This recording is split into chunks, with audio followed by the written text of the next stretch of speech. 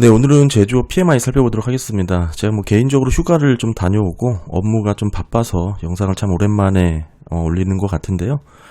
지금 매크로 상황을 한번 정리해 봤습니다.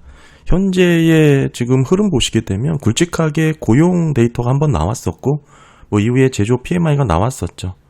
기타 등등 하면서 또 굵직하게 물가까지 나오고, 대신 이제 CPI 같은 경우에는 전월 대비 0.2% 상승하면서 어느 정도 오름폭이 직전 달보다 더 둔화가 됐습니다. 이러면서 물가가 잘 잡혀있는 거 아니냐. 물론 코어는 오르긴 했습니다만 전반적으로 시장 컨센에 부합했다라고 볼 수 있고, 대신 생산자 물가 PPI 같은 경우에는 좀 큰 폭으로 오르게 되었죠. 이런 흐름 때문에 사실 장기 국채 흐름이 사실 되돌려지는 모습까지도 나왔습니다. 그럼에도 아직 큰 변화가 없는 이유 자체가 월말에 있을 PCE까지 좀 지켜보자, 이런 흐름이죠. 물가에 있어서는 PCE가 통화 정책에 영향을 미치는 그런 데이터라고 볼 수가 있고요. 그럼에도 지금까지 나와 있는 이 물가 데이터를 정리를 해보면 CPI까지는 어느 정도 물가 둔화가 잘 이루어지고 있다. 대신 PPI가 큰 폭으로 물가가 올랐다. 이런 흐름을 정리를 해보면 이런 뜻이 되겠죠. 결국 관세에 따른 상품 물가의 흐름이 상승세가 나오긴 했으나 실제 이런 부분이 소비자 물가에 전가되지 못하고 있다. 이렇게 정리를 할 수가 있을 것 같고, 따라서 전반적인 컨센 자체가 관세 영향은 계속되고 있다라고 볼 수 있겠지만 사실 이런 흐름이 실제 소비자들이 물가에 전가되고 있지는 않다. 이 정도 흐름으로 좀 보시면 좋을 것 같고요. 물론 8월 관세 여부가 본격적으로 부과하겠다라는 내용도 있기 때문에 아직은 계속 이어지는 그런 모습이다. 따라서 이런 모습이 이어지다 보니까 리치먼드 연은 총재조차도 아직까지는 물가와 고용 가운데서 어디에 무게를 둬야 될지 잘 모르겠다, 불분명하다, 이렇게 얘기를 하기도 했습니다. 시장에서는 9월 인하에 대해서 어느 정도 가능성을 엿보고 있는 상황이기도 하고요. 전반적으로 고용시장, 최근 직전 영상이 고용 데이터였죠. 고용시장의 흐름은 약해지는 것은 분명하고요. 그 가운데 이제 소득 여건이라든지 소비 여력으로 확대되면서 위축되는 그림이 나타나냐 지켜보고는 있는 그런 상황이고, 여기에 변수로 관세로 인해서 물가 상승 압력 우려가 좀 추가되고 있는 그런 사이클이다. 이렇게 볼 수가 있습니다. 간단하게 정리해보면 큰 방향성은 하방 압력이 맞고요.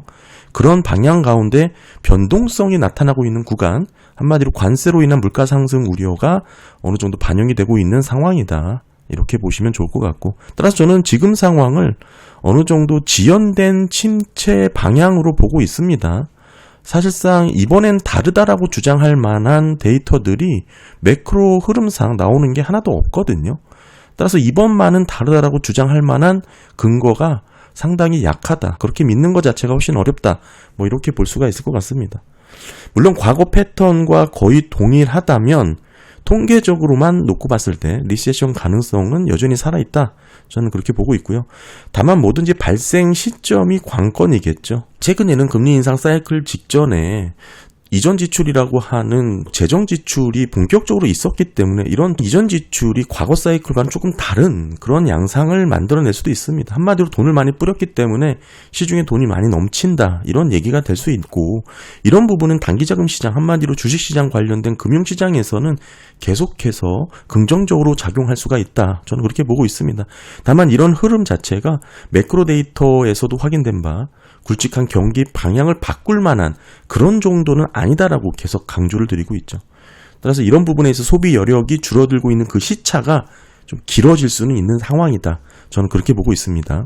사실 제가 예전부터 계속 말씀드렸던 부분인데, 이게 코로나로 인해서 과거에는 없던 대규모 재정 지출이 있었잖아요. 그리고 난 후에 이런 통화정책에 변화가 생긴 거라서 과거 리세션 사이클과는 다른 변수의 상황이 추가가 된 겁니다. 어느 정도 구조적인 버퍼가 있는 상황에서 금리가 높아져 있기 때문에 시차가 그 어느 때보다 크다. 저는 그렇게 보고 있습니다. 한마디로 지금 매크로의 흐름 자체는 리세션 패턴이 재현되고 있는 것은 분명하고, 다만 여기에 플러스로 지연이라는 변수가 추가가 됐고, 더불어서 관세에 따른 물가 우려가 추가가 되어 있는 그런 상황이다. 이렇게 볼 수가 있고요. 사실상 베센트 재무장관 또한 9월달 50bp 인하 정도 가능성을 언급하기도 했죠. 더불어서 지금의 기준금리가 150bp 정도는 상당히 높은 수준이다라고 언급하기도 했고요. 정부 입장에서는 중금리 정도를 목표로 어느 정도 안정적으로 경기 성장을 목표로 하겠지만 사실상 높은 금리의 수준을 미국 경기가 받아들일 수 있는지는 좀 다른 문제다. 이렇게 볼 수가 있습니다. 근데 오늘 지난 매크로 데이터들 중에 짚어보지 않았던 게 제조업 PMI가 있습니다. 보시면 7월달 48이 나왔거든요.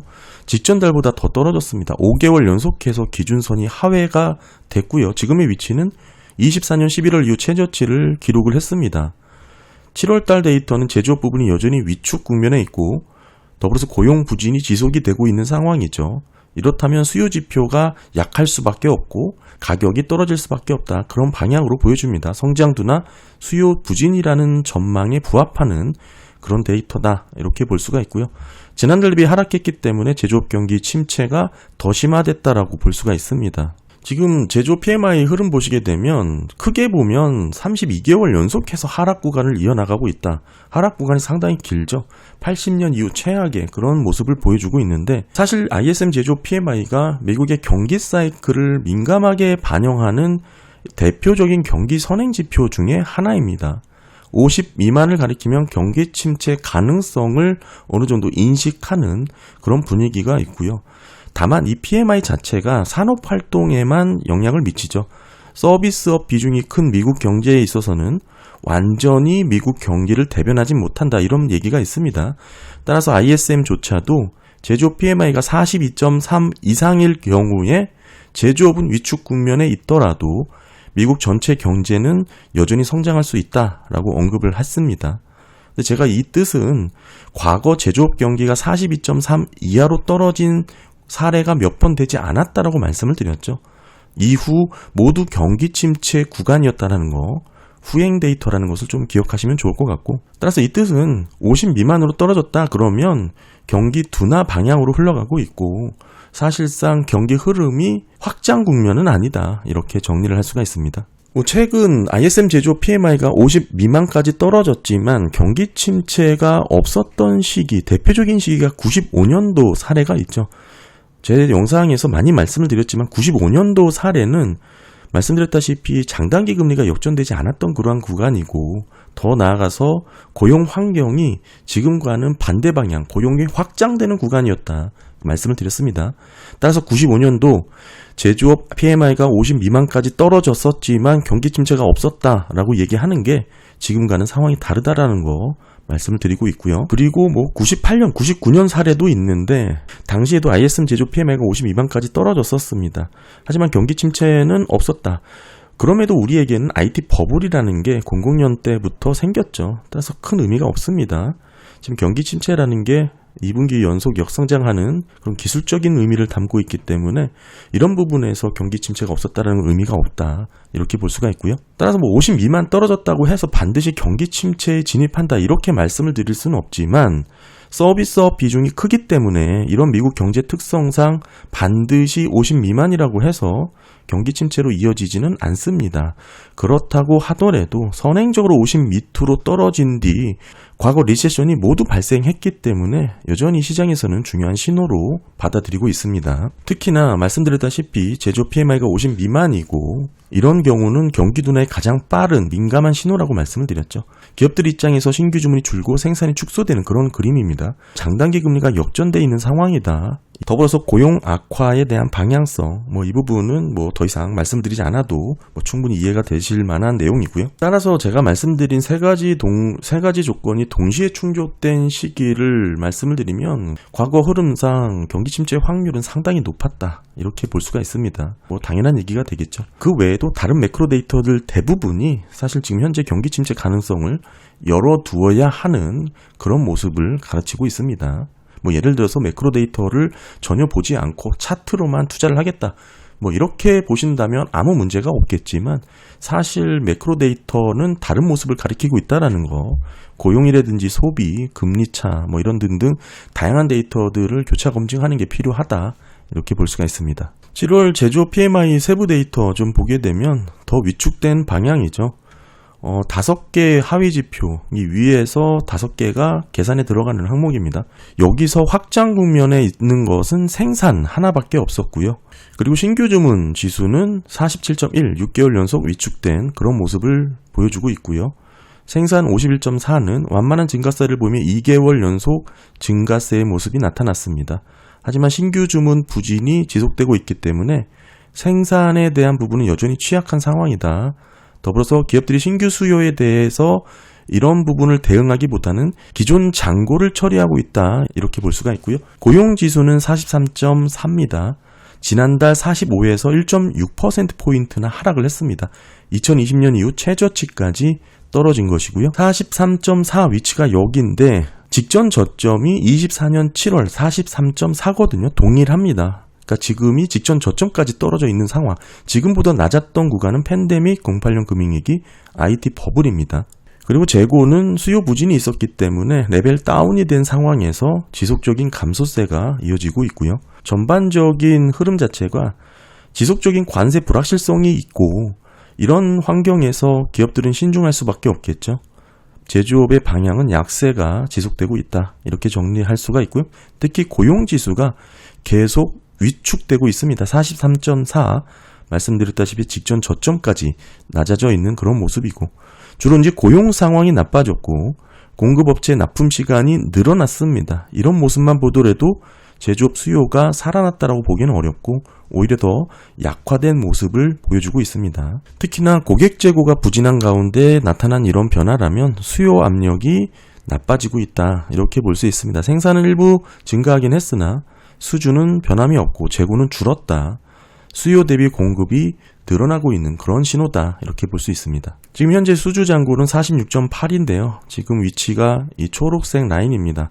과거 보시면 경기 침체급 레벨까지 떨어져 있는 거 확인이 됩니다. 다음은 지역 연은과의 비교입니다. 7월달 미국 제조업 경기는 위축 구간에서 정체되는 모습이고 지역 연은의 평균 지수는 0.73, 직전 달이 마이너스 8이었는데 이에 비해 상승한 모습입니다. 어느 정도 변동성을 보이고 있긴 하지만 정체 횡보되는 큰 그림으로는 이어지고 있다. 이렇게 볼 수 있습니다. 7월달 신규 주문 재고 스프레드는 마이너스 1.8입니다. 직전 달 마이너스 2.8에 비해서 증가된 위치, 하지만 여전히 마이너스를 이어나가고 있고요. 신규 수주와 재고의 흐름을 보게 되면 제조업 경기는 하방으로 약해질 가능성이 높다. 말씀드렸다시피 차트 보시면 오랫동안 신규 주문 재고 스프레드는 5에서 10%포인트 범위에서 움직였고 경기 침체 직전에는 0에서 5% 레벨, 지금은 그마저도 떨어져 있는 마이너스 구간을 유지하고 있다. 이렇게 보시면 됩니다. 기본적으로 신규 주문 재고 스프레드는 PMI의 선행성을 보이고 있습니다. 어느 정도 기업들이 신규 주문과 재고 관리를 하는 흐름을 보게 되면 경제 활동을 전망할 수 있기 때문이죠. PMI 전반적으로 하락 추세를 보이다가 지난해 10월 전저점 수준까지 떨어졌다. 이렇게 볼 수가 있고 이후 3개월 연속 반등을 하면서 여기는 이제 관세 부과전 사재기 현상으로 나타난 그림이고 이후에 하락세가 지속되고 있다. 이렇게 볼 수 있습니다. 더불어서 신규 주문과 고객 재고의 흐름으로 보게 되면 여전히 파란색 구간이죠. 이 파란색은 경기 위축 구간을 뜻하고 방향성은 여전히 성장두나 수요 약화의 흐름이 이어지고 있다. 이렇게 볼 수 있습니다. 고객 재고 흐름만 확대해서 보게 되면 전달 대비 마이너스 1%포인트가 더 줄었습니다. 제가 당시에 말씀드렸다시피 이게 줄어들 수밖에 없다라고 말씀드렸는데 그 그림으로 이어지고 있는 모습이죠. 지금 업황이 회복되고 있는 모습은 아니죠.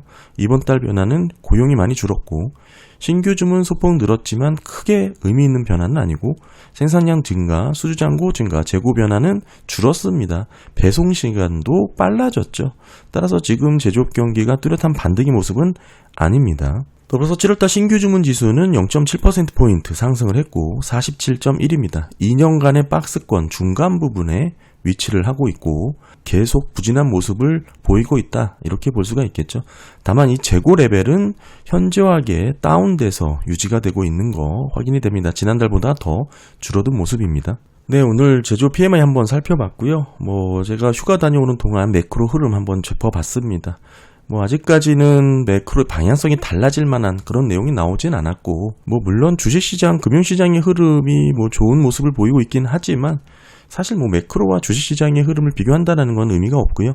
그 가운데 변동성이 있을 수 있다는 것은 뭐 늘 말씀을 드렸던 부분이고, 네, 오늘 제조업 PMI 한번 살펴봤습니다. 큰 방향성은 하방 압력으로 계속 진행 중인 모습이 이어졌고요.